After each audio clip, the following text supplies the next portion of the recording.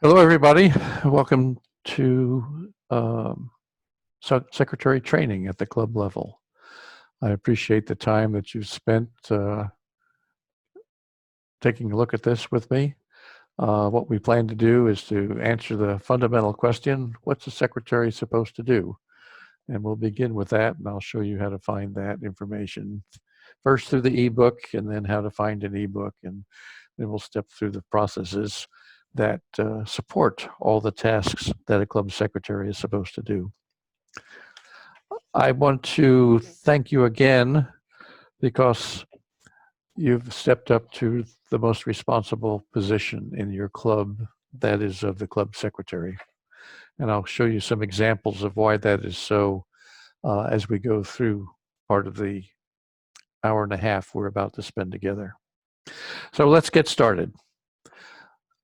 I believe everyone received a copy of the Club Secretary ebook, and we're going to begin with that. As a printed text, the ebook is just a little bit better than useless in its printed form, but its real power comes from viewing it on your computer.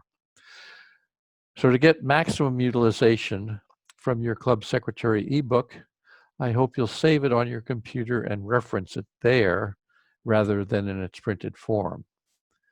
Now, the ebook is organized first with some reference material, and I'll show you that in just a moment, and then how-to material.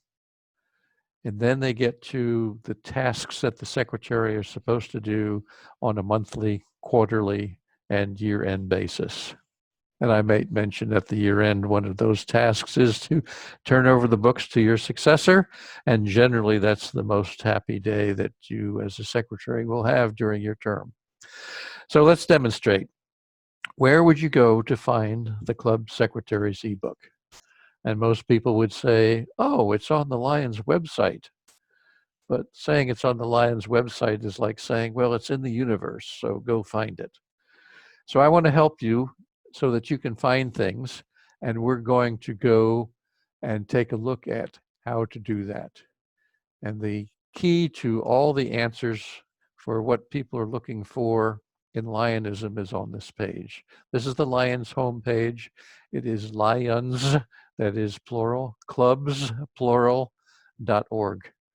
And in the URL, you see there's a /en next to it.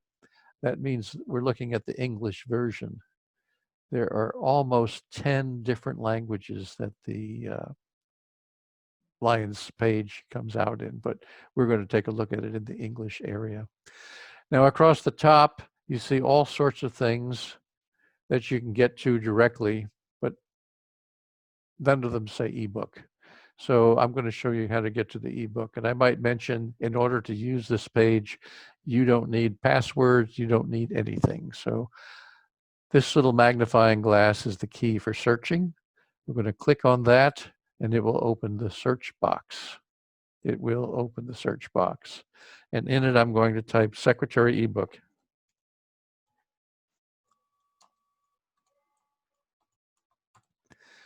And by doing that and hitting the search, it should bring us to where that is located.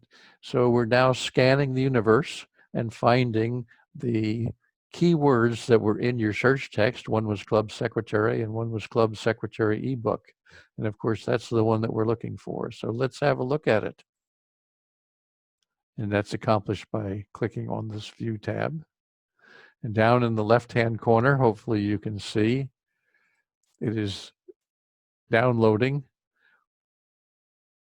And that download is the Lions designation for the ebook. So if we click on that, we come up with the ebook. So it's as easy as that. This is the copy that you should have received from the Global Leadership Team Coordinator.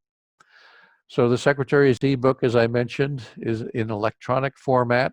The table of contents talks a little bit about getting ready for your term as a secretary. It gives you some helpful hints, and then it gets down into your position in the first 30 days and what you do monthly and so forth and so on, as I mentioned. The real power of the ebook, however, is in these purple contents. And the purple contents are referred to as hot links or hyperlinks. And what they do is take you directly to the material that is referenced in that hyperlink. Now, we began this session by wondering what the tasks were for a club secretary. And responsibilities for members of clubs and so forth are articulated in the Constitution and bylaws. In this case, it would be the standard club Constitution and bylaws. So let's take a look at what they say. And once again, we'll use the hot link to get to those. And down in the lower left-hand corner, it is downloaded the Lions volume number for the Constitution and bylaws. Now, when you click this, it's going to bring it up directly on your screen. And it will on mine, but you won't be able to see it until I allow you to see that. So bear with me a moment as I do that.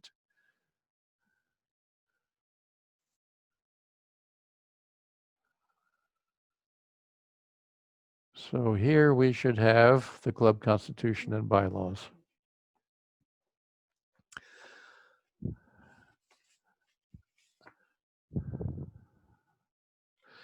So let's scroll down through the Constitution and bylaws. We go through the table of contents, go through the purposes of the article, the vision statement, and the first thing we come to is the Constitution. Now, the title of this document is Constitution and Bylaws. The difference between a Constitution and bylaws basically is the number of votes that it takes from delegates to amend it. In the case of the Constitution, it takes a supermajority, 2/3 of the voting members. In the case of the bylaws, it takes a simple majority, which is one more than 50%. Now it's opened in the Word version. There's actually two versions that are available, the Word version and the, beg your pardon, and the PDF version. And the reason that the Word version is very important is that you can see there's a blank in Article 1. The name of this organization shall be Lions Club of, and if this was for my club, it would be of Maryville. That's the name of our Lions Club. So by inserting that, we are now taking this from a general standard document to a very specific constitution and bylaws for the Maryville Lions Club. So continuing down, we come to membership. I'm in the bylaws section. No, I'm in the Constitution section. It's interesting that the only place membership shows up in the Constitution and bylaws is at the club level. It is the board of directors that has the responsibility for allowing or disallowing a person to be a Lion. You can go to the international headquarters and talk to the international officers and say, I want to be a Lion, and they won't have the power to do that. But they will direct you to a club where that club board of directors would have that power. It's only at the club level where people can enter Lionism. And I might mention, if you look at the bios of the international officers and so forth, shortly after their name, it will show the club that they are members of. So the clubs are very, very important in the organization. They are the heart of the organization. Continuing down, we get to the article size and the officers, and let's take a look at officers for a moment. The officers of the club shall be president, immediate past president, vice president, secretary. So secretaries, you are officers of your Lions Club. Continuing down, we get to the board of directors. Under members, members of the board of directors shall be the club officers. You are a club officer, secretary, therefore you are a member of the board of directors. It is the duties of the board of directors to accomplish these things. I'm not going to spend time on that. That'll take place at the president's level. But let's go on down to the bylaws.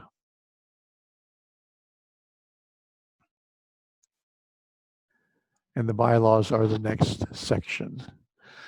The first article in the bylaws is membership. And membership is very important. There are 7 different categories of membership. And as secretary, when you're bringing in new members or possibly transferring members, it's important that you understand what these membership types are like so that you can enter them in the right position. Some of these affect dues. Some of these affect the power that a member might have. Some of these positions will not allow the member to be an officer, some will, and so forth and so on. So at the back of this document, there is a matrix which highlights all the types and all the privileges that each type of member have. But we will come later to the section that shows when we enter a member that you have to put their type of membership in. So it's important that you understand that activity. In this article in section 7, failure to pay his dues, notice that it is the secretary's responsibility to notify the board of directors of the names of members whose dues are delinquent by 60 days. You might think that was the treasurer's responsibility, but it turns out the secretary keeps the rolls, and the secretary therefore uses those rolls to report. This implies then that you, secretary, and you, treasurer, are going to have to be in lockstep, because one is the keeper of the purse and will know when the money comes in, and the other is the keeper of the rolls who knows who's associated with that money. So you and treasurer should form a bond. There's elections of officers and so forth. We'll get to the responsibilities that the secretary has in these areas. We get to the duties of the various officers, and scrolling down through those as we pass the first vice president and all the other vice presidents, we come to the roles of the secretary. And it says you have to submit monthly reports and other reports. It says you have to submit reports to the district governor's cabinet as they may require. That rarely happens, but it does occur occasionally. That you must be a member of the district governor's advisory committee, and we'll cover that in a little bit. That you have custodianship and keep the records of the club. And I might mention the records of the club include more than just the minutes. It includes the charter. It includes the club constitution and bylaws. The next says you will give bond for faithful discharge of your office. What that really means is that should your board of directors require, you would apply with the board paying for it for an insurance policy, so that in the event you did something improperly that cost the club money, the insurance policy would refund that money to the club so they wouldn't be out. And here's the part that every club secretary loves to see, that you will turn over at the conclusion of your term all the records that you have had. So the bylaws continue down with the various responsibilities of the various officers of the club. I want to scroll down to dues, because as the club secretary, you remember that you needed to report delinquencies in dues. So we're down in the bylaws in Article 7, fees and dues, and as approved by the club at its annual meeting, or as written in your club's constitution and bylaws, there is an entrance fee, annual dues for the various membership types, which your club can fill in. And these are the dues that will be billed to the members. Now, the due on entrance fee is separate from the fee that LCI Lions Clubs International charges for the application. That currently that's $35. But should your club as a policy give a vest and maybe a hat and ID pin, those things cost money, so you might choose to provide a fee that's above and beyond the $35 to pay for those things, and that would go here. That would be the entrance fee for the club. So those would go in this particular area. And there's a section for a branch club we won't cover here. Most clubs don't have branches associated with them. And finally, the table that I referenced earlier. Now let's go back to the slides for a moment, and I will hopefully get us to the right one. So we just reviewed the secretary's responsibilities, submit reports and so forth, and turn over the records to the successor. But unfortunately, The duties of a secretary go beyond those that are specified in the Constitution and bylaws. So at the end of this activity, you're going to know how to do everything that is required of you by the Constitution and bylaws, but we're also going to go over some things that you may need to know, such as how to order things from the Lions store and understand the privacy and the trademark policy. So we talked a little bit about dues. I want to take you to how my club does dues. I'm the secretary. And I send out a statement on an annual basis that looks like this. It articulates the amount of international dues and the state dues and the district dues and the amount that the club needs to operate over and above what it has to pay out. So our dues annually are $100. We bill $100. Many clubs bill semi-annually, such as Lions Clubs International bills semi-annually. They bill the $43 every 6 months in January and in July. Our club decides to do it annually.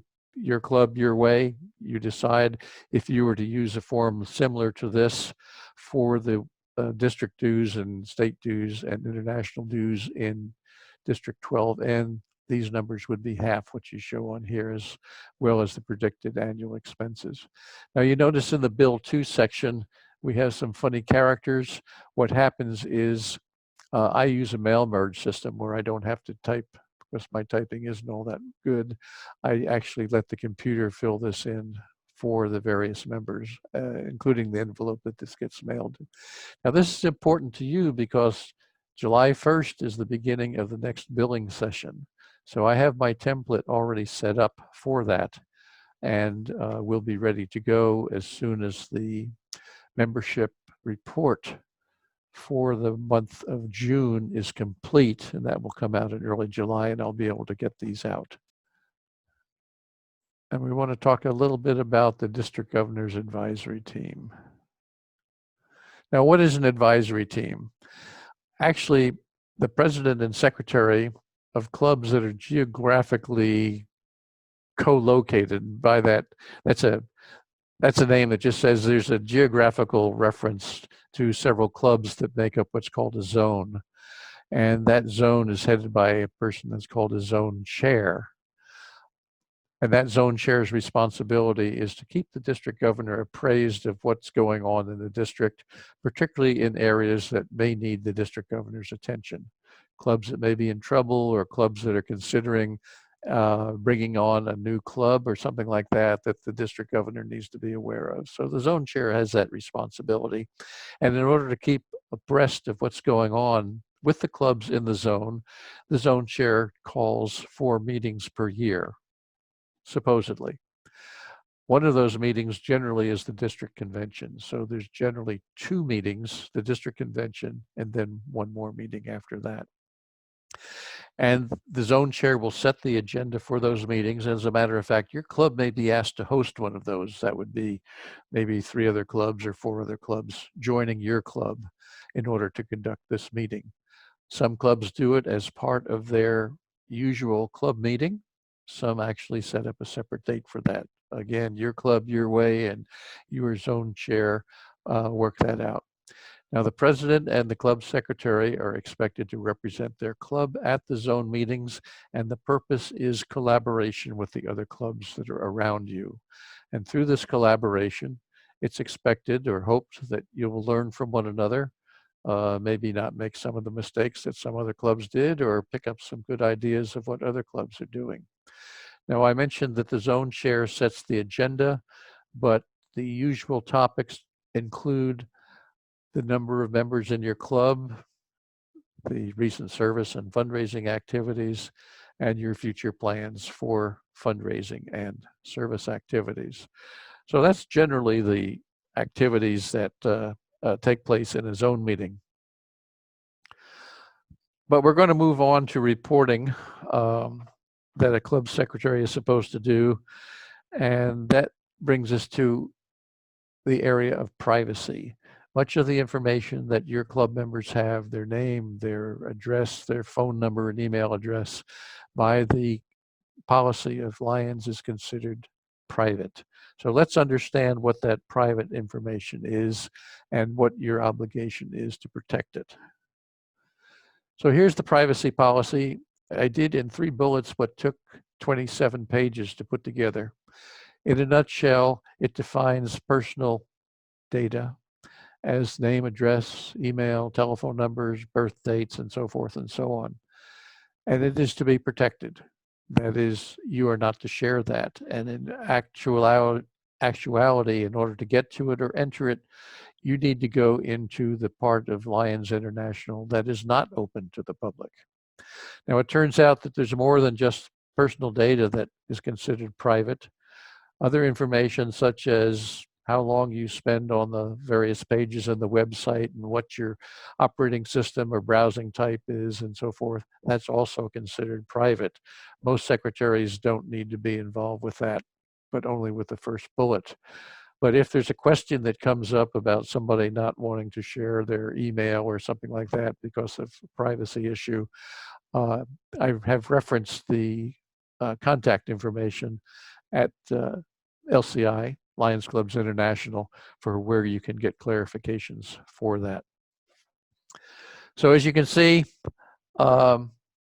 this wasn't specified in the Constitution and bylaws, but it is a responsibility that you have. Now let's talk about how to get into the area where this private information is contained. And in order to do that, I'm going to have to bring up another slide. And this one may get a little bit difficult because I need to go to a section that I need to backtrack on. And we're back to the Lions homepage. Now, if you recall, we went to the magnifying glass in order to find information. And all the information that you can find on that through that magnifying glass is public. But the private information requires a logon. And that can be found in this location, member logon. So let's go ahead and log on so that we can get into the private portion of the Lions webpage. I've clicked on that and it brings up my screen, as it will when you are registered. But let's suppose you're a secretary for the very first time and you don't have the credentials to log in.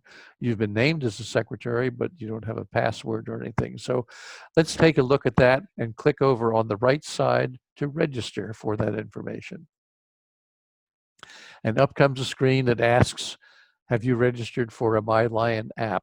Several years ago, this was a popular way of getting into Lions sites. It's not used on the phone as much as it was before, but if you had a logon at that time, you could use that logon as one of the credentials. But let's assume you don't have one. I'm going to click no, and it will bring up a screen that allows you to create an account. And this information gets pretty important. It asks you for your member ID. Most club members don't remember what their ID is. And if you are one of those, don't fret. You as a secretary can look it up. But if you don't have the credential to get in, how do you do that? Well, you can ask your previous secretary what your member ID is. He or she is still credentialed at this point in time to get into the privacy section and can pull up your records and find out what your membership ID is and give it to you. If for some reason that doesn't work and you can't get that information, my contact information is at the end of this report, and call me or email me. And once I verify that you are who you say you are, I will provide you with that information so that you can begin the creating your account. The next piece of information they want to know to verify that you are you is your date of birth. And I would be remiss if I didn't say that not all club secretaries are as careful as maybe they should be in entering dates of birth. The date of birth that Lions is going to use to verify your credential is the one that's in their system. It may not be your date of birth, but what's the secretary mistyped when they entered it. So if you have a problem in this area, again, I offer my services or your current club secretary's services to look up what's in Lions Clubs International for your date of birth and use that, or they won't recognize you. Now, your account name has two possibilities. You can either use your email address or you can use your mobile phone number. The mobile phone number is these leftover residual, if you would, from the MyLion phone that they asked you about earlier. But you could use either one of them. I happen to use my phone number. My wife happens to use her email address. Either works. The next, they're going to allow you to put in a password. This is the password that you create, and it's the password that will allow you to gain entry. I would ask you to write down that password. When you put it into the system, it will be stored in Oak Brook at Lions headquarters in an encrypted format. So anyone that's trying to look for it is going to see gibberish. So write it down, because if you forget it, you're not going to be able to call anybody and ask what it is. They won't be able to tell you.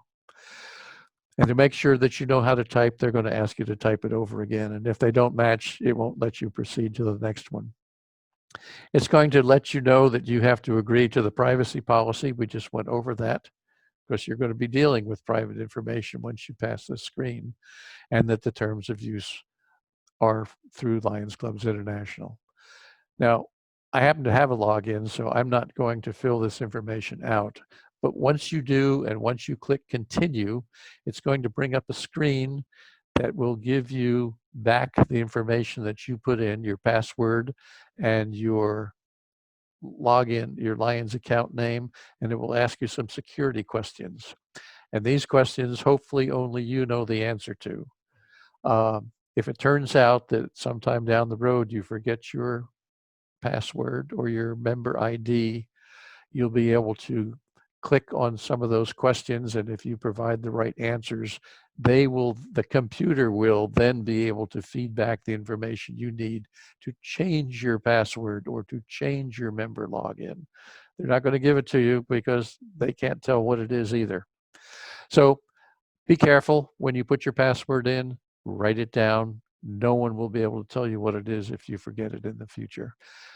Now, I mentioned after you click continue, it's going to take you to the next screen. Since I already have a login, I'm going to go back to the login screen here. You can see that my cell phone number is in. I have a password in, but you can't read it because I don't want you to see what it is. And I will log in. And it will bring you up to the screen that's called the Digital Ecosystem screen. Isn't that fancy? Sounds like it was named by an engineer that created it. Over on the right-hand side, you can see that there's a box called Learn, and the Learn box is the box that is first referenced in the My Secretary's ebook. And if we click on that, it will take you to the learning page. There's online training, there's institute training, and so forth. And if you click on the Go boxes, it will take you to the courses that are available to you. One of those, of course, is secretarial training. And I would suggest that maybe that's something you might want to take a look at. It is suggested in the ebook. Going back, we come to Insights. The Insights box is a box that contains membership information and trends, statistical information. It's often used by people that are looking to write articles and pull up the latest Lions data in order to complete the article accurately. I find it not very helpful in my role as a secretary. I look at it occasionally just to see what's there, but I don't think I've ever made use of the information that's there. The next one is called Shop, and this takes us to the Lions store. And by clicking on it, it brings up this screen, we hope. There it is. It's everything Lions. This is the location where you could order apparel, awards, which is certificates and so forth and so on, Lions Club's programs and so forth, some of the logos that we use. One that I want to call your attention to is right in the middle. It's called supplies. You can get stationery and meeting supplies, but the thing that I want you to do as soon as you become a secretary after July 1st is come down under kits to new member induction kit. And by clicking on that, it'll bring up what the kit is. You can type in at this location how many of them you want and go ahead and order them. They are free. They cost you nothing. I would suggest you order 5 or 6 of them so that when a new member makes application and your board of directors approves that application, you can either induct them with this kit or turn it over to your membership chair who might do the induction. The kit includes the member certificate. It includes a certificate for the sponsor. It includes some discount coupons to the Lions store, generally a Lions pen, and so forth and so on. Have some of these on hand. When I became a Lion back in 2004, I was given a member certificate that was signed by an international president that had not been an international president for 3 years. So it's under supplies, kits. Let's go to the next one that's a very important. It's the Peace Poster before we leave membership kit, go ahead and order half a dozen of them, keep them on hand. Come next July 1st, either you as secretary or your successor should order the next set. Keep out the good stuff like the pens and so forth and use them in your club. But often the certificates are personalized to the international president for the year that new member would be coming in. So go ahead and get those ordered. Peace Poster kits, our district encourages young people in the schools to apply for the Peace Poster contest. And those kits are available through this Lions site. Again, you can type in the number of kits that you want down here. You can order those up. As you can see, they're not free this time. They're $11.95. Your club will be billed for them if you enter the Lions store with your secretary's credential. As it turns out, any officer of the club can order supplies from the Lions store, and those fees will be billed to the club. You do not have to put your personal credit card or send them a check in. The club treasurer will receive the bill. And later on in this presentation, I'll show you a little bit about how that shows up on your screen so you can see whether the bills have been paid. So let's continue across the page. Backing out of that. The next area is My Lion. Now, My Lion is the area that we record service and fundraising projects. And this is very important. In the past, if you're an old secretary, and by that I don't mean your age, but have been a secretary for a long number of years, you might remember that service and fundraising activities were entered in My Lion. They are now in My LCI. They're now entered in My Lion. So let's go to My Lion and see how to do that. By clicking on My Lion, it will bring up your club's homepage in My Lion. Here we are. I'm a member of the Maryville Lions Club and its secretary, and will be next year, I might say. So I'll be one of you next year as well. It basically puts out some information. It says that our club, through this Lions year, served over 25,000 people in our community, and that the activities that were completed total 225. That's a lot of activity. So the thing that we want to do is to report an activity. Now that activity has already happened, so we're going to report past activity. And by reporting past activity, it brings up a host of activities that clubs in our area have scheduled to be done but have not yet been reported on. Many of them won't be reported on because of the coronavirus activity, because many of these didn't happen. This is interesting information. It's not particularly helpful to me because I want to report an activity. So I'm going to go here to report And by clicking that, it brings up this page. And if you have used this area before, you may notice that it looks a little bit different than it has in the past.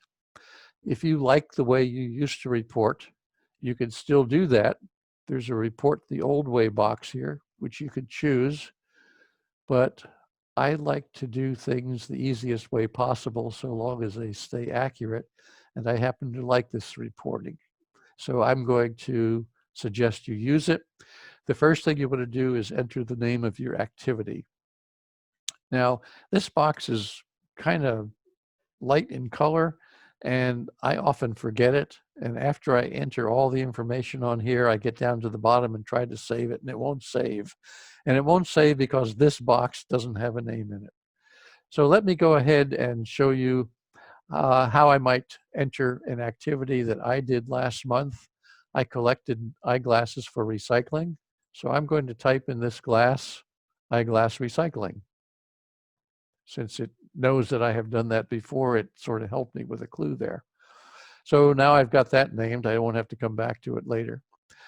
In the activity level, our club is a member of District 12N, so this activity will be summed up to our District 12. We're reporting as the Maryville Lions Club, and the activity details are reported by Charles Bailey. That's me. This does not mean that I did this activity. This just means that I reported it. If someone else collected these glasses that I'm going to be talking about, my name would still be here because I'm reporting it as secretary. Sometimes the person that did the activity wants their name associated with it. No member of our club does, but if they do, you can change this. This is where this new report gets very, very powerful as far as I'm concerned. I collected glasses over the month of May. So rather than reporting as a single day, I'm going to report as a multiple day. And you'll notice that the screen changes a little bit. And I mentioned I did it on the month of May. So I'm going to go to the calendar and select the start date as May 1. I don't even have to type it in. And the end date as May 31. So I'm reporting all of my activities over that period. The activity type that I did was a service activity. It wasn't a fundraising activity or the others, so I click that. It is not a particular signature activity in our club. We don't do it annually as one special event as many signature activities are done. This activity was not funded by LCI, but I get to the cause, and these are the 5 Lions clauses plus other, and recycling of eyeglasses comes under vision. So I click the vision box, and it wants to know what the project type is. And guess what? Eyeglass collection and recycling is already highlighted. So this really makes my job a lot easier than having to type all this stuff in and put my own creative names in here. Now it turns out that I had collected 350 glasses, so I'm going to enter 350 as the number of people served. I did this all by myself, so I'm putting 1 here. And it took me 3 hours to do it, and I'm going to put 3 here. Now, it didn't actually take me 3 hours. By the time I got home and sorted them and all that, I did accumulate 3 hours. Now, I want to point something out here. They're looking for total volunteer hours, not total Lions hours here.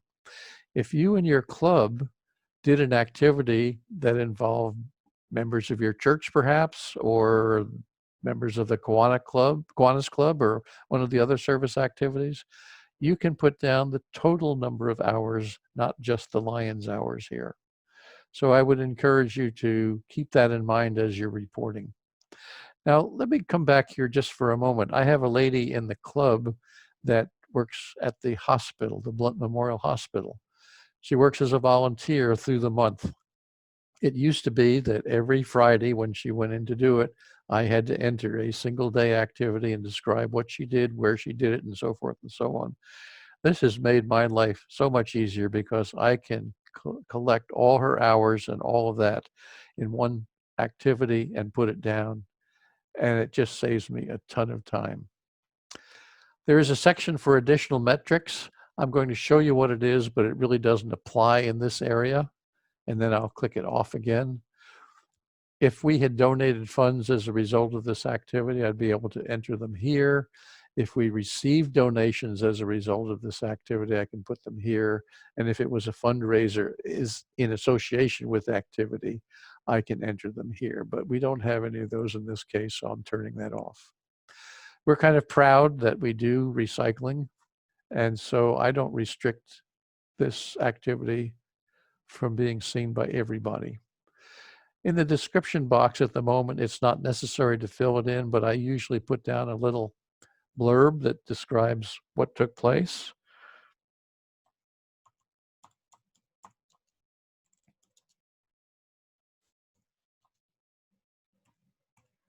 Hopefully my spelling is, oops, I see my spelling is not all that good.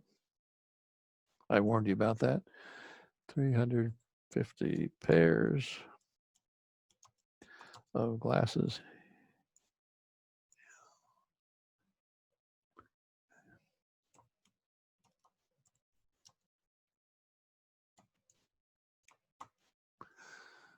CY. So a little bit about what I did. Sometimes I'll put down where it is that I did them. I picked these up from the First Baptist Church in Maryville and from the First United Methodist Church in Maryville and so forth and so on. But in this case, for the sake of this, I'm going to leave it. There's an option down here.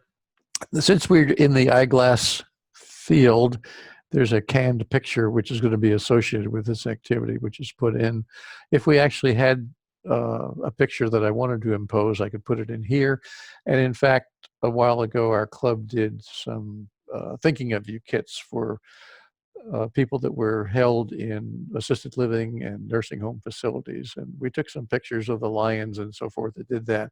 And I think you can put as many as 5 in here. But in this case, eyeglass recycling is sort of generic, and that picture's fine with me. So since I remembered to fill in the very top box, it allows me to save, and I can go ahead and do that. Had I not filled that in, this save box would not have been available to me. So I can save it. It's successfully saved. We are good to go. I'm going to report it. And this is being now uploaded to Lions. And sometimes it takes longer than other times. But while it's doing that, I'm going to go to another page. Now, as a secretary, how are you going to know where to get the information to report for your members? So I'm going to show you how I do it. And this is not private information. You can use it as you want. So here we talked about the reporting. On the left-hand side, it would be the service chairman that fills out the report. Many clubs in our districts don't have a service chairman. And if that is the case in your club, guess what? It's on your shoulders. So here's the report that I use. At the beginning of each Maryville club meeting, I hand this out to the members in attendance. I ask them to fill it out and give it back to me at the end of the meeting. And this helps them remember what it is they did, because most of them don't send me an email saying, you know, I participated in this or that. We have a lady that teaches Sunday school every Sunday and so forth. And I get a report from her and she fills out every one of these separately and so forth. Somebody else does food kitchen work and so forth and so on. And they wouldn't necessarily remember to tell me about that. But this report is very helpful. And this is the report that I use to fill out the service activities that we just talked about. So I think we're about to go back to, oh, let me do this one for you before we move on. As a secretary, one of your tasks is to record the minutes of your club meetings and your board meetings. So the real question is, what is it that's supposed to get recorded? And I've seen secretaries of minutes that look like the transcript of a meeting. They must have had a tape recorder going and they just typed everything they heard. Much too much information. Not necessary. It certainly captures everything that took place in the meeting, but it might be hard to find some specific things because of an abundance of information in it. So what is actually needed is the date, the time, and the type of meeting. So there's a Maryville dinner meeting on June 16th, so-and-so. And it was presided on by King Lion so-and-so. And the members in attendance were, and I'll show you a slick way to take attendance in a moment. And the meeting was called to order at such and such a time. So that almost goes in your opening preamble. Many people use a form, I do, where I can just type this information into the specific boxes, but many people just use that as the preamble for the meeting. So the things that are mandatory to be reported are the committee appointments. What's a committee appointment? The King Lion says, Joe so-and-so, I want you to be the chairman of the Umpty Committee. That is a committee appointment, and the secretary's responsibility is to make sure that that is in the minutes. Sometimes the president will say, Lion Joe, I want you to serve as chairman of the Umpty Committee along with Sue, Lion Sue, and Lion Jerry, in which case all three names are a committee appointment, and you would enter those as the appointment. Now, when that committee reports on its activities, you're going to report what that committee reports. I should say record what that committee reports, along, of course, with the secretary's report and the treasurer's report and so forth. So committee reports are recorded. There will be a nominating committee when it comes time, generally around the March time frame, to begin thinking about the officers for the next year. And the slate of officers that is recommended by that nominating committee is recorded in the minutes. The results of those elections resulting from the candidates are recorded. And here's where it gets a little sticky. Motions are recorded. What is a motion? When somebody says, I move that this Lions Club do so-and-so, that is a motion. So you record what the motion is and who made the motion, and while not technically required, good practice, who seconded the motion. And then relevant discussion. And I put in there, if any. And the if any is important because in many cases, in my experience in Lionism, there's a long discussion and they finally get to the point where somebody says, well, that's a good idea. I move that we do that. And then there's the person that seconds it. And then the president will say, is there any discussion? Well, most of the discussion has already taken place. So often the motion is recorded as without further discussion, the motion was adopted or the motion was defeated. Interesting. There is generally no discussion in a Lions Club. If there is, that discussion should be recorded. Now, with regard to the motion adopted or defeated, it is presumed that everyone at the meeting voted. If there was an abstention, it is your responsibility to record who abstained. So all voted, Lion so-and-so abstained. Motion adopted, motion defeated. And then finally, the time of the adjournment. So when was the meeting over? So once again, the bottom line is at the bottom lines. The minutes are not a transcript, but a record of actions taken at meetings. So we went through adding material to what the club does through the services activity. Let's go to the material that comes up when it is that we have membership changes and things of that nature. So I'm going to go back to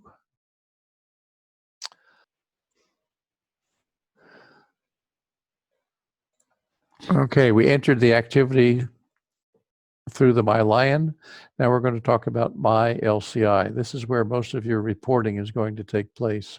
So when I click on MyLCI, it'll bring up a page that you are authorized to see. In this case, I also serve as the cabinet treasurer, and as cabinet treasurer, I do not have the authority to make changes at the club level. So I need to come over here to select a different title. And you want to make sure when you do this that you're listed as the club secretary. So here I am now as club secretary, and now I have the credentials to view the information about the club and to make changes to club membership and so forth. And that's what we're going to do, is actually step through this. That homepage that you see has got 6 sections in it. The first section deals with tasks that maybe you need to be reminded of, and LCI takes a lot of prerogative to put down here things that you should be doing.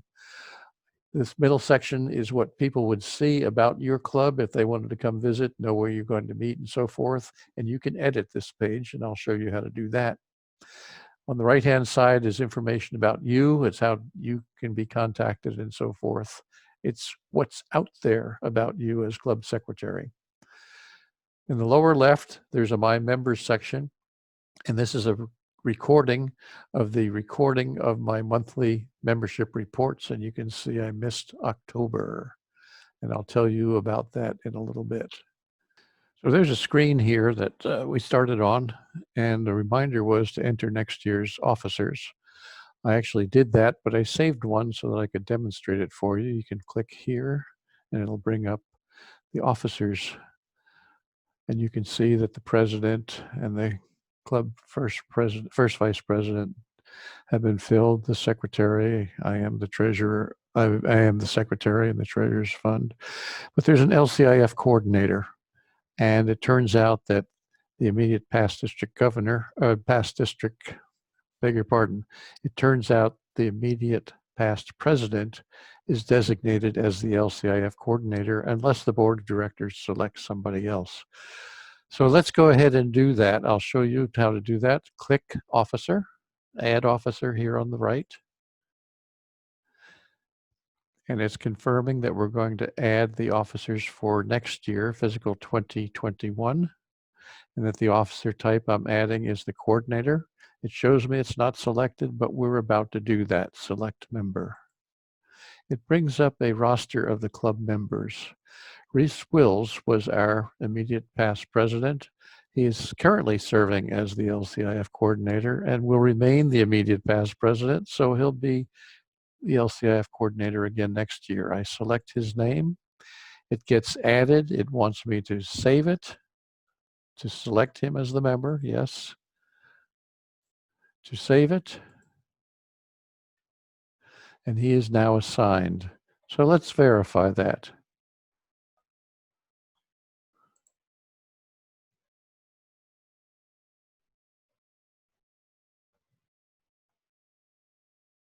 The LCIF coordinator, Reese Wills, is now an officer of the club. It's that easy. Now moving across the top, we're looking at the home page. If I move to the right, I come to the My Lions Club. So let me click on that and show you what we're going to find. The top box is members, and we're going to spend a great deal of time there. So I'd like to come back to that one. So let me go to the club info section next. Remember that section that was right in the middle of the Lions page that talked about your club? This is where you have an opportunity to change the information that others see. If our club meeting location was going to change to something other than the Shannondale Community Center, I would get to type that in here.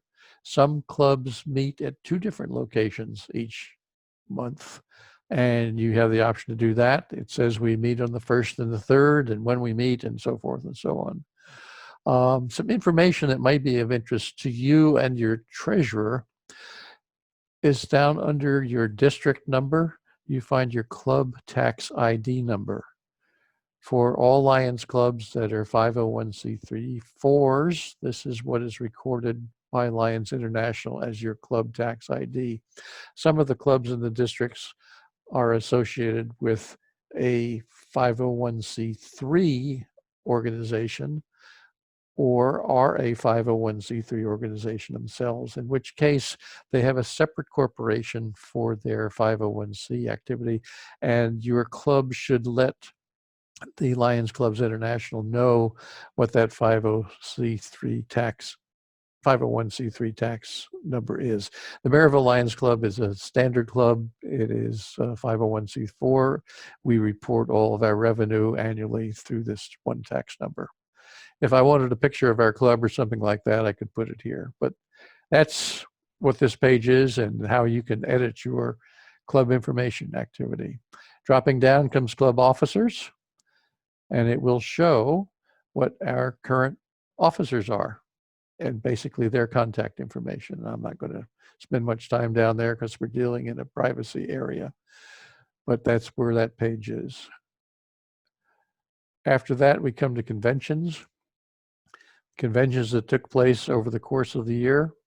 The annual convention last year started in Milan, Italy, and then we had the district convention, which took place up in Morristown, and then we had supposedly had the multiple convention, MD12, which was canceled due to the virus that was supposed to take place in Clarksville.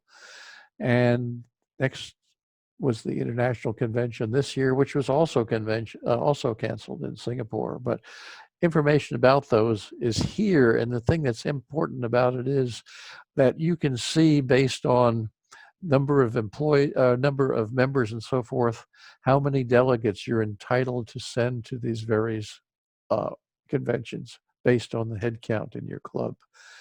So if members of your club are going to any of the conventions, whether it be district on up to the international convention, you have the opportunity to go ahead and register delegates through this activity. Continuing on down, we get to new club applications. Our club is not sponsoring a new club at the moment, so I'm going to click no.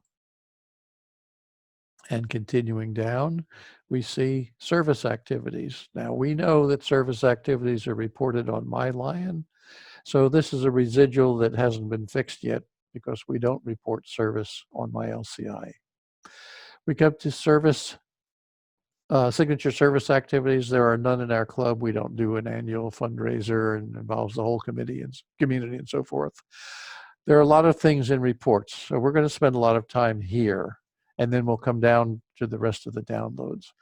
Under reports, I find some of the most helpful information. As a secretary, I'm often looking for specific things.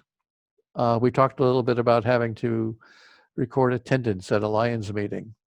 You can download the attendance sheet for your club. So by selecting it, the report information tells me what I'm going to see. It's the club attendance sheet, and I want to look at it.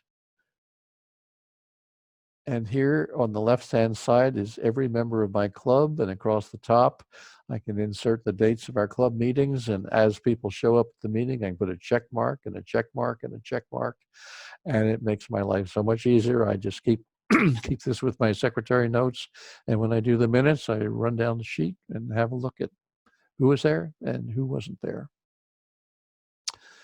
So going back after reports, there's the club monthly reporting history. And this is a listing of 2 years worth of your or your previous secretary's reporting characteristics.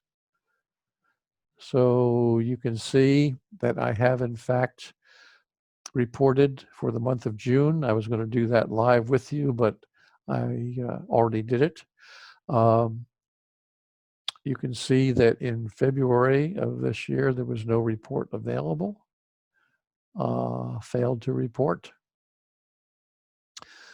Another one down here last year in October of 19. And I'll explain this as we get further into the session, but I just wanted you to know that you can look back. You can see how many members we've had. We've lost 2 members to death. So our membership has declined, and 1 resignation. So continuing down the drop-down list, there's a club roster. A club roster is almost useless in my view, because all it does is list the members and their membership number.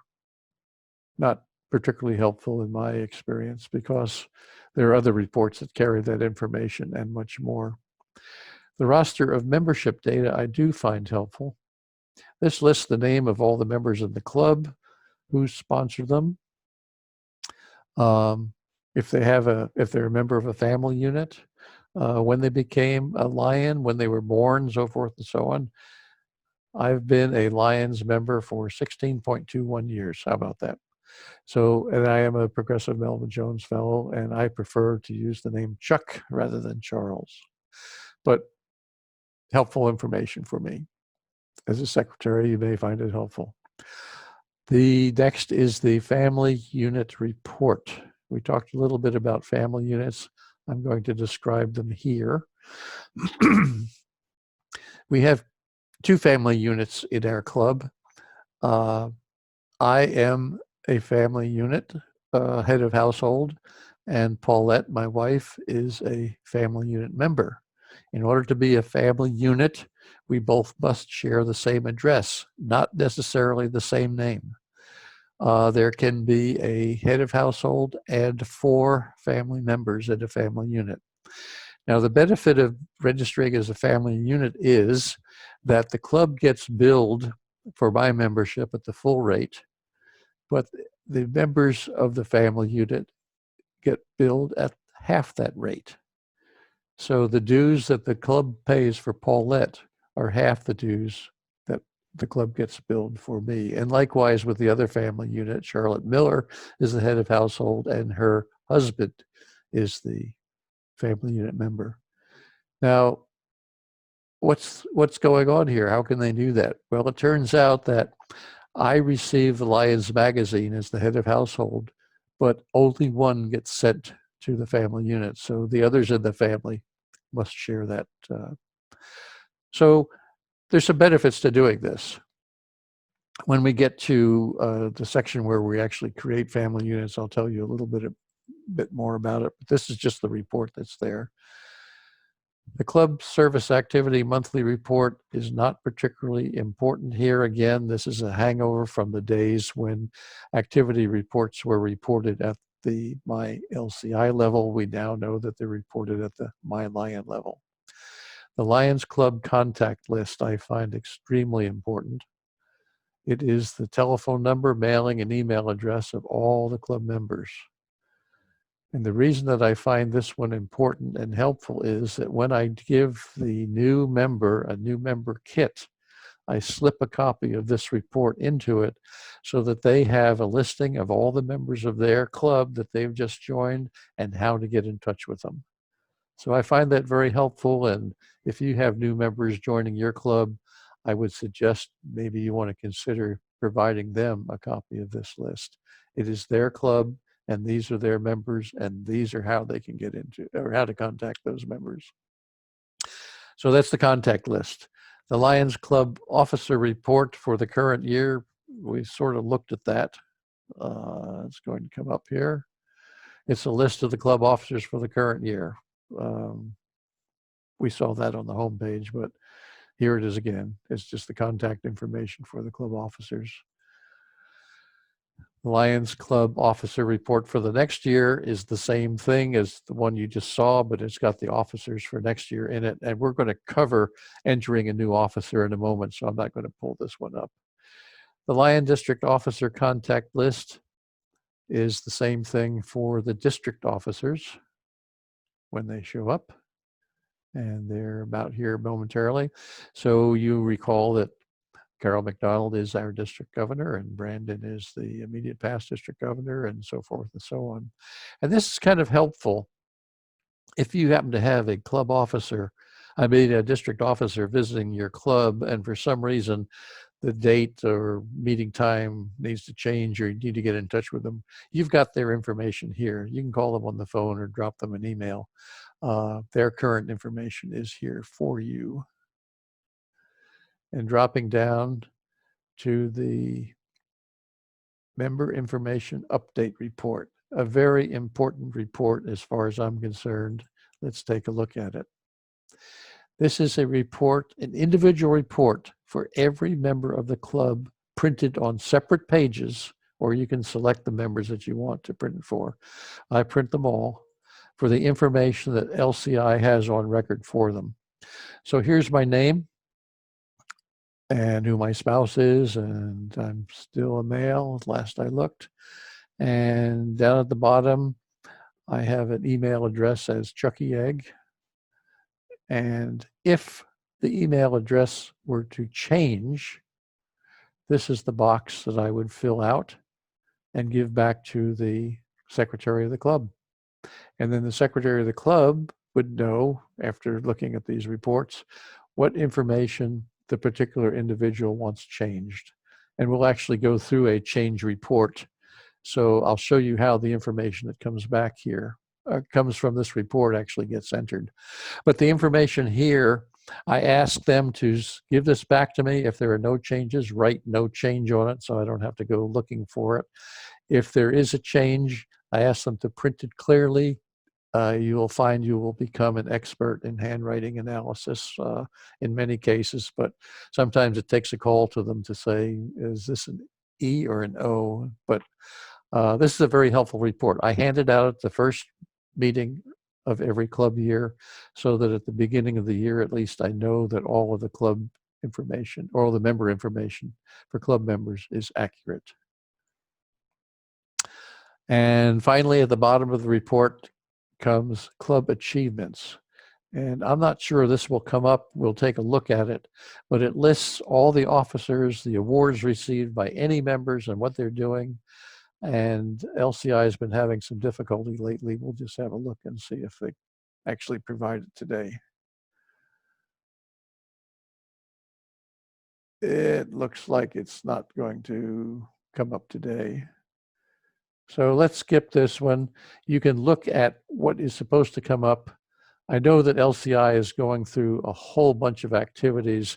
They're getting ready for the new district officers coming in. They're getting ready to do training of people that weren't able to attend the international convention. All the district governors elect and so forth don't get the training at the international convention. And so there's a lot of things going on right now. So it's not surprising that this data is not available. So if you remember, we stopped on the previous report at reports. We just went down through all those drop downs. So now I'm going to continue down this My Club report, and we're coming to data downloads. This is helpful for me. When we come to data downloads, we come to a page that looks like this. You can select either member data or officer data. As you recall, when I showed you a copy of the invoice I sent to members, I had their name, their address and phone number, not phone number, but their street number, their town, and their zip code. So if I were to click on these and ask for that information, it would present to me an Excel spreadsheet. I would have to agree that I'm going to abide by the privacy policy. And that Excel spreadsheet, are you seeing this? Not yet.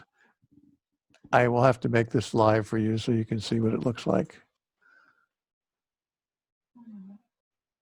It did show up? Oh, okay. So that Excel spreadsheet prints out the information that you requested. So with the mail merge technique that happens through Word, I can pre-address all the invoices and all the envelopes that they get mailed in without having to worry about making typographical errors. So I find that very helpful, and you may as well. So backing out of this one, at the bottom of the list, we come to membership cards. Many clubs don't use membership cards. Our club does not. None of the members do. As a matter of fact, I've been with 3 clubs. None of them use membership cards. But in the tradition of many Lions clubs, this is something that is often given to a member when their dues are paid. The membership card basically says, Lion so-and-so is in good standing. Lions so-and-so with the membership number is in good standing, and the period of time over which the dues were paid for. So we've been through most of the drop downs. I'll tell you what, I'll cover district very, very briefly. If I go to clubs under my district, it will list all of the clubs in District 12N, and your club will be in here as well. So the Maryville Lions Club, which I am a member of, comes under M's, and here we are. And again, this is the information that you as club secretary put in about your club. And all the others have. So this provides me with contact information if I need to get in touch with another club, gives me the president's name, how to get in touch with them, when they meet, and so forth and so on. So I find that occasionally helpful there. So let's come back to My Lions Club and spend time where you are likely to spend most of your time, members. So if we click on a member, you'll be presented with this box, and it will list all the information that exists about every member in your club.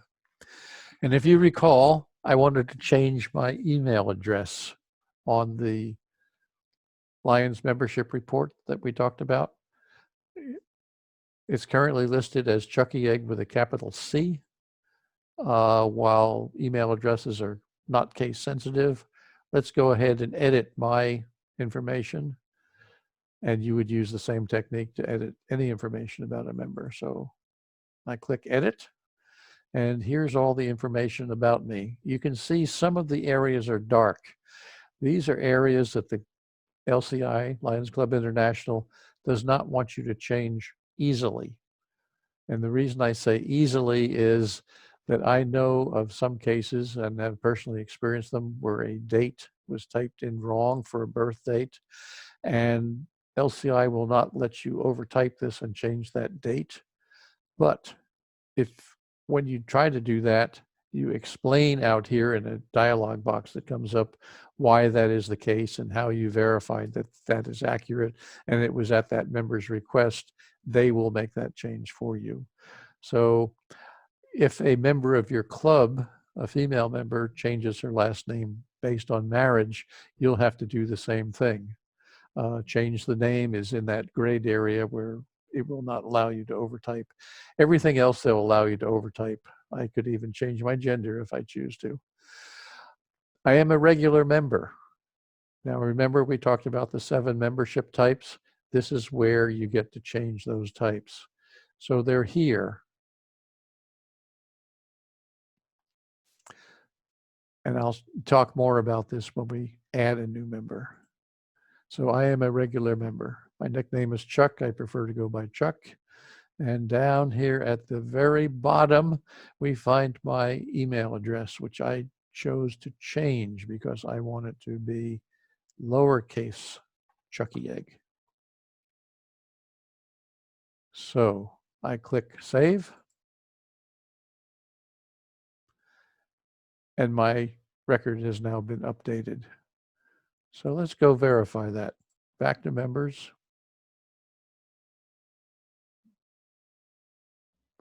Chucky Egg, lowercase. It happens that fast. So beside updating members' records, what else does a secretary have to do? Well, sometimes we have to drop a member. So if you click drop Chuck Bailey, because I click next to my box, I come to my information. Notice the join date is not the date I became a Lion, but the date I joined the Maryville Lions Club. I became a Lion in 2004.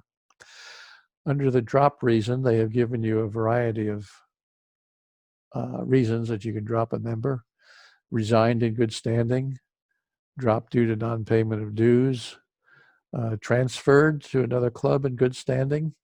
So if I mentioned that I had transferred from the Loudoun Lions Club to this club, the secretary in the Loudoun Club clicked this box on me, dropped because I'm transferring in good standing, and the secretary at the Maryville Lions Club at the time entered my member number and brought me into the club. And That was what happened on July 1st, 2017. One that is important is the drop deceased, and I'd like to click on that one. And it brings up the deceased date and the drop effective date. Often a club secretary does not know about a deceased member who may be infirmed or living in a nursing home and hasn't been to a club meeting in a long time. Doesn't find out about the death until it shows up in an obituary. The deceased date will be in the obituary, and that's the date that you would put in here, and it would be the effective date that the member was dropped here. If the category was something other than deceased, such as non-attendance, the effective date would be the date that your board of directors decided that that member was not going to be a member of the club anymore. It's a board of directors decision as to who will and who will not be a member. So when the board takes that decision, that date is the effective date of the activity. After the information is completed, you would hit drop and the member would be off your rolls. Let me mention your club rolls. It's very important that you keep them clean. It turns out that billings, both at the district level and at the international level to the clubs, is based on the membership as of the first day of July, that's the first day of the Lions year, and the first day of January of that same Lions year. So the last time to get a member off your rolls is June 30. So if he's off the rolls on June 30, he will not be a member as of July 1st. So if your club has several members who haven't paid their dues and basically deadhead lions, and pardon the expression, and your board of directors takes no action to remove them from the club, you will pay their dues for the next 6 months. And I would suggest that that is administrative money that is hard to come by and shouldn't be wasted on people in the club that are not carrying their weight. So I offer that as guidance to you. Magic dates, June 30, December 31. If there's a lion on the rolls on those dates, they will show up as a lion at the beginning of the Lions year on July 1 and at the beginning of the mid-year on January 1, and you will be billed for their attendance. So let's go back to other things that can happen. We can view the managed family unit. I talked a little bit about this. Under managed family unit, we can have heads of household with up to 4 other members. You can add and delete members of household. The requirement is that the members have the same address, not necessarily the same name. So members at the same address, that worked fine. So let me give you a hypothetical question. So Mr. and Mrs. Lyon and their son, Junior, live at the same address. Junior is a member of the same Lions Club. Can they all be a household? Yes, obviously they're at the same address. Mr. and Mrs. Lyons send their son, Junior, off to a university, and his new address is at the university. Can they be a family unit? Mr. and Mrs. Lyons can, but Junior does not have the same address. He cannot be a family member. However, if he's a student, he can be a student member. So he could enjoy, or the club that he's a member of could enjoy the same discount because student members are billed at the 50% rate as well. Or I should say the club is billed at the 50% rate as well. So let me mention about clubs and dues and billings. My particular club chooses not to give the discount that is offered to family units to the member. In other words, all of our members pay the same dues. Some clubs pass that on. In other words, if the club is billed 50% for a family member, the club bills that family member at the 50% rate. Your club, your way, your option. Let me present another situation. Mr. and Mrs. Lyon and Junior send Junior off to a local college. He stays at the same address. Can he be a family member? Yes, he's at the same address. Can he be a student member? Yes, because he's a student. Can he be a family member and a student member at the same time? No. One bite at the apple, 150% discount. Either a family member or a student member receive the same benefit of the 50% dues, but you can't have it both ways. So just some guidance there for you. Let me jump out of this and we'll go and continue on with some of the other tasks that the secretary might do. So continuing down this list, we're going to take a look at view history. This is Chuck Bailey's history. You can see I'm not very popular in clubs because they've kicked me out of 2 of them and I'm working on the 3rd one right now. But both of those were transferred in good standing, so I'm proud of that. It gives the dates and so forth and so on. It's kind of interesting, but I would say if you were looking for more detailed information about me, I would go to that other page, the history page that I showed you down at the bottom of the other list, because that also lists the awards and the recognitions and the offices that were held and things of that nature. So this page is not that important to me, quite honestly. Now let's come to add a member. That's something we hope every secretary has an opportunity to do. So I'm going to click on that box. And let's presume it's a new member, not somebody that is returning or somebody that is transferring in. By the way, I'll just mention that a Lion that has left the club can rejoin the club without another application fee or without board of approval, board of directors approval, if he went out in good standing, if he comes back in 12 months. If after 12 months, he comes in as a new member, he starts from scratch. His history, if you connect his old Lions member number with his application, will reflect the history that he had during that time. But if those are not connected, that history will also be lost. In the case of a transfer member, it's a relatively easy thing. The new board has to approve the membership of the incoming Lion, but basically all you as a secretary need is the club he's coming from and his member number, and he can be put on your rolls.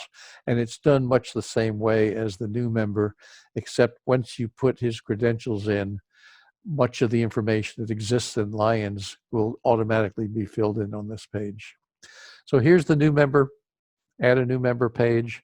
Looks very similar to all the other forms that we looked at. You need to put in his name. His join date is important. A join date is the date that the board of directors received his application fee and approved his membership. Not before. It can be after if he was delinquent in getting his application fee in, but generally this is the date the board of directors approved his application. Let's come down to member type. We talked a little bit about this earlier. We have a couple of different types of members. A new member can be a regular, an honorary, an affiliate. There were other options for returning members and so forth that you saw when we looked at mine. But there are 2 new ones here. There's a student member. Remember we talked about making someone a student that lived at home? This is where you would put that information in. And a Lions Leo member, or a Leo Lion, is a member of a Lions club that has moved into Lionism directly, basically without letting his or her membership lapse. And that category of Lion enjoys a discounted dues structure as well. So this is where you as secretary would put in the member information for the type, and being familiar with what we talked about in the Constitution and bylaws will be of help here. Generally, a new member coming in will be a regular member. Date of birth is obvious. In this case, we want the month, the day, and the year.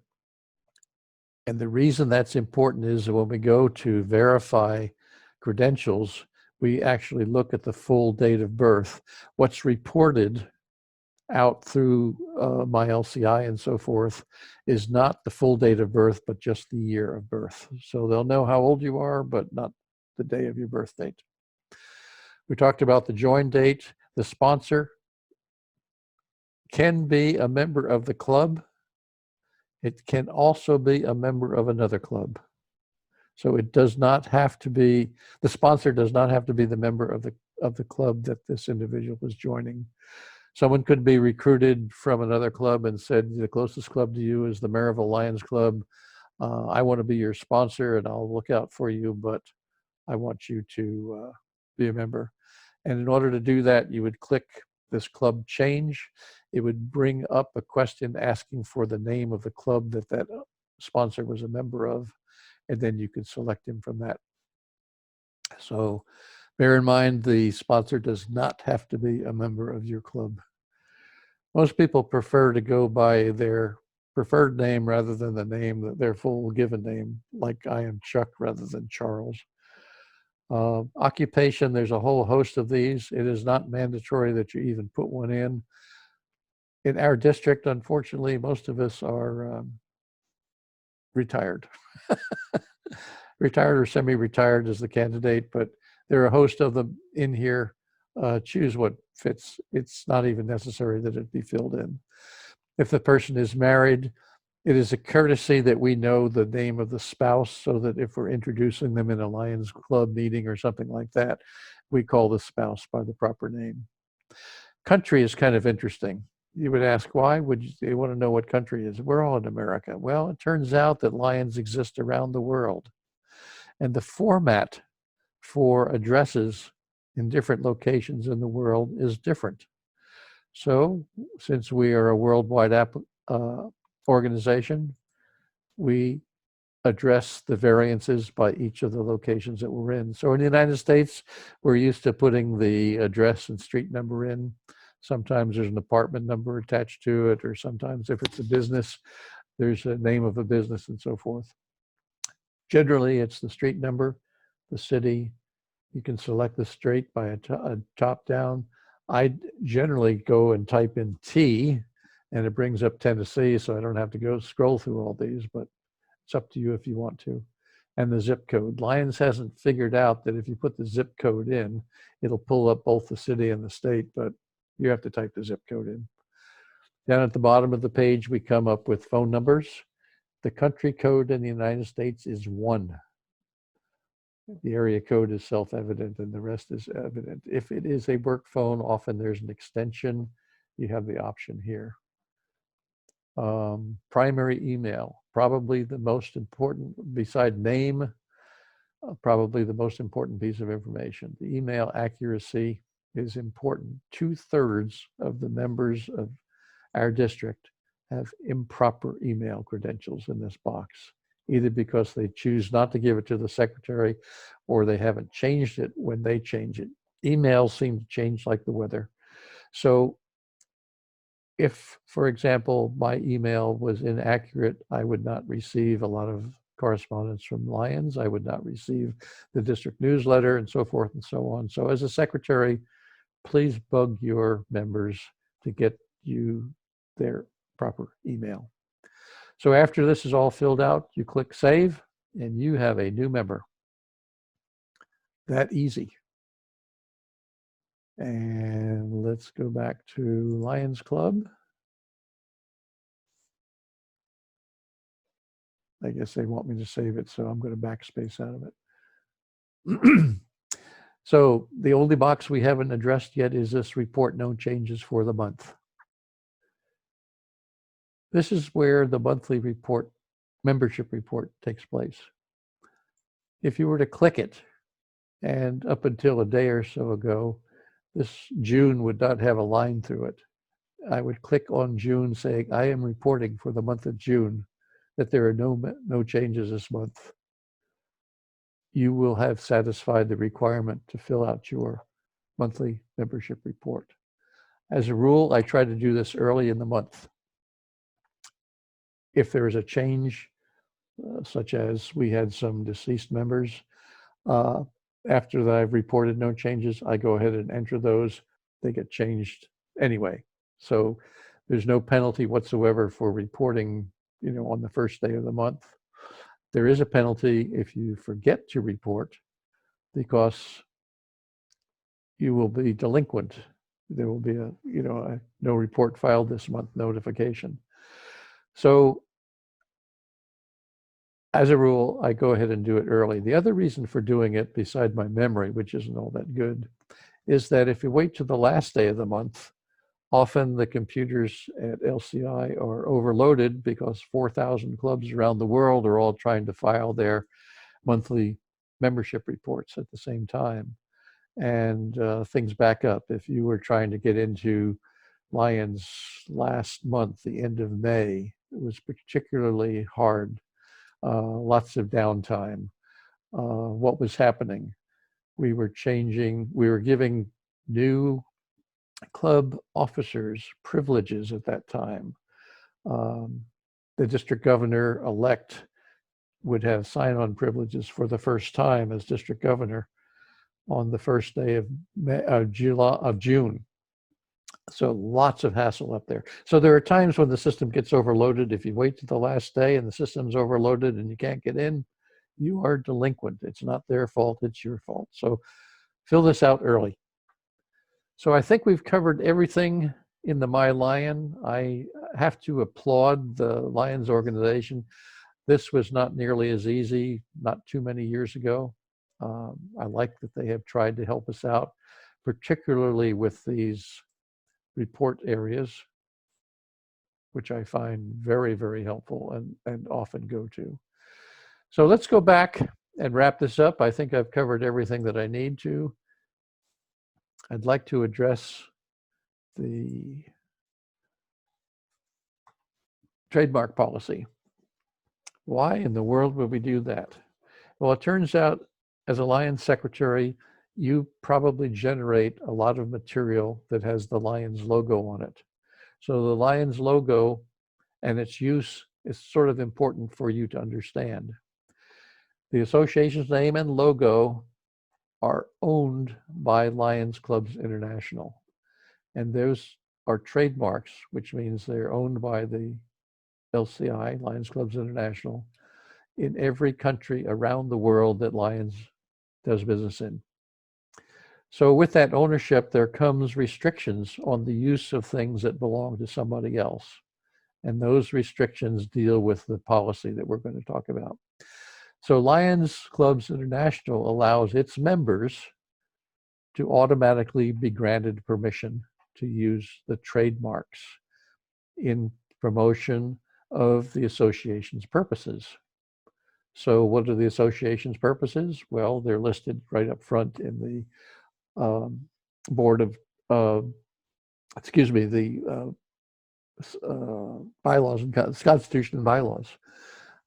Clearly having Lions meetings. It would be appropriate to have correspondence that carry our association's trademark, the Lions logo, and so forth. And we are free to do that, so long as we abide by the rules that Lions has set out with regard to its use. However, they are not to be used on any goods or services that are to be sold. So you can go out and buy a bunch of hats with a Lions logo on it and maybe the name of your club, and give those to your members, or I'll say sell them to your members. And technically what you're doing is just collecting the cost for what you had to pay for them. And that is legit. But if you try to sell those at the football game to the members of the public, that is prohibited. So the license goes to Lions members, not to the general public. Now, here's another thing that I see violated all the time, and I'm not asking you to be a policeman on this, but just to be aware of it. Only the official emblems of the association can be used without alteration. So where do you find those? They are on the Lions site. Where on the Lions site? Remember when we went to search for the ebook, I typed in the little magnifying glass Well, this time you would type in Lions logos and it would pull up all of the logos. So it would be Leo's, it would be Lions Club International Foundation, Lions, all the trademarks. We Serve is a Lions registered trademark. Those trademarks are to be used as they exist on the Lions site without alteration. So I can't tell you how many district conventions I've been to where obsolete Lions logos were used on the program material. Technically a violation. We don't beat up on ourselves, but if you're asked to do anything that involves putting a Lions logo on a piece of documentation or on a web page or a printed material that's going to be published, pull it up from the Lions website. You'll know then that it is the latest one. And don't change the color. The color is part of the logo, and don't alter it. Don't put your favorite candidate's picture over the L between the two Lions heads. That is a violation of the Lions license. So unalterable. Now there's one condition that prevails, and some clubs may need to take note of this. The automatic permission to use the license does not apply to Lions vests. You cannot go to your seamstress, have a Lions vest made, and have them print the Lions logo on it. That is a violation. I might say that you could buy a Lions patch from the Lions store and sew it on the vest, but the use of the logo on anything is legal except vests.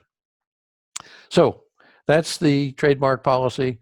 Again, I'm not asking to be policemen and criticize people for misuse. That is the responsibility of the district governor.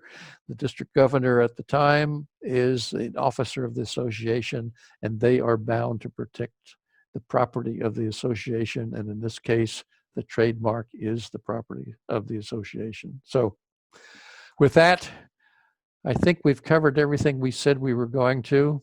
We've done the reports to LCI, we've added members and dropped members and so forth and so on. We talked about the advisory committee, the zone meetings and so forth. We've talked about the records and what gets kept in minutes and so forth. Showed you an example of how to do members' dues. We talked a little bit about the surety bond. Technically, that's nothing you pay for. You just have to give the insurance company sufficient information that they can write a policy to the club that'll protect the club for losses that might occur through your behavior. We talked about the Lions store. Encourage you to order the new member kit. Please, please, on July 1st, you will be official secretaries. Go on to that Lions store and order up half a dozen of them for your clubs so that when you bring in those new members, they have the latest new membership kits. And we talked about the privacy and the trademark policy. So we're in good stand, I hope. If you have any questions, this is recorded and you can go back and look at it at your leisure. Something that maybe I skipped over too fast, you can look at and take another look at. The screenshots that were used on here were live. I did not create those. When I clicked on the Lions site, I was using the Lions site and you were watching it as it was occurring. Some open slow, some open fast, but that's the Lions website. If for some reason you can't find the information you're looking for, or there's something that you come across that I failed to cover, my contact information is here. You can call me tomorrow. You can call me a year from tomorrow. When you're getting ready to turn over your materials to your successor. I'm hopefully here to help with your questions. And the one thing I'll leave you with, remember the ebook. I hope if you don't have it pasted into your computer that you do so. If you didn't receive one by an email to paste in, go to the Lions site, type in, search for the Secretary's ebook, and download it to your computer and keep it in a place where you can use it. The ebook is virtually useless unless you use those hot links because they will take you directly to what you're looking for. All those things in the Lions color purple take you directly without having to go searching here and searching there. And most of that is in the clear. You don't need your password to do any of that sort of thing. Password is only for that information that is private. So thank you so much for attending, but thank you more for agreeing to take on the most responsible role in your club secretary. And I wish you and me, because I'm one of you on July 1st, I'm continuing as the club secretary, the best of luck in the new year, and roar Lions. Thanks so much for attending. And again, if you need some help, don't fail to get in touch with me.